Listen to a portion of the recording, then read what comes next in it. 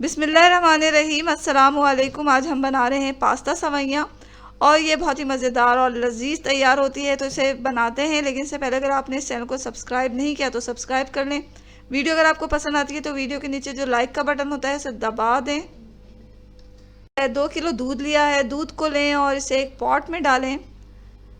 तो बड़े पॉट में हम इसे बना रहे हैं।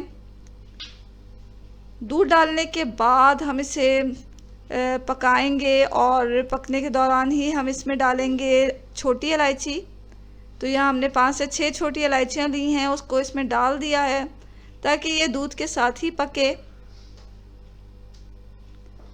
इलायची की खुशबू और इसकी ठंडक दूध में अच्छी तरह शामिल हो जाएगी। अब हमें चाहिए पास्ता सवैयाँ। ये हमने 1.5 कप लेना है और इसको हम जब दूध उबलने के करीब होगा तो हम इसको दूध में डाल देंगे।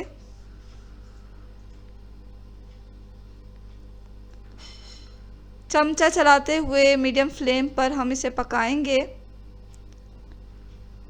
इसे हमें इतना पकाना है कि सवैयाँ हमारी गल जाएं। और कुछ देर के बाद जब सवैयाँ गल गई तो हम इसमें डालेंगे चीनी। चीनी हमें चाहिए 1 कप और ये इसमें डाल दें और अच्छी तरह इसके साथ पकाएं। चीनी डालने के बाद जो है वो दूध का कलर थोड़ा डार्क होगा, पकते पकते ही गाढ़ा भी होगा, दूध का कलर भी अच्छा सा हो जाएगा। तो हम इसे पकाएंगे इतनी देर कि जो दूध है वो 1.5 किलो रह जाए।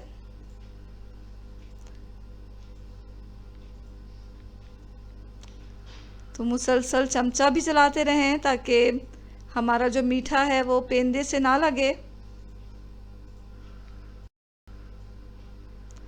यहाँ दूध अच्छा खासा गाढ़ा हो गया है, सवैयाँ भी गल चुकी हैं, चीनी भी इसमें अच्छी तरह हल हो चुकी है। तो ये मीठा जो है वो ठंडा होने के बाद मज़ीद गाढ़ा होता है।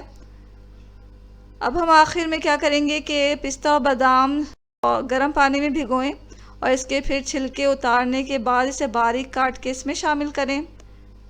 पिस्ता और बादाम के साथ भी कुछ देर से पकाएंगे ताकि पिस्ता और बादाम की खुशबू और इसकी ग़िज़ाइयत दूध में अच्छी तरह शामिल हो जाए। थोड़ी देर पकाने के बाद लीजिए नाज़रीन, ये बहुत ही मज़ेदार पास्ता सवैयाँ हमारा तैयार हो चुका है। इसको किसी भी सर्विंग डिश में निकालें,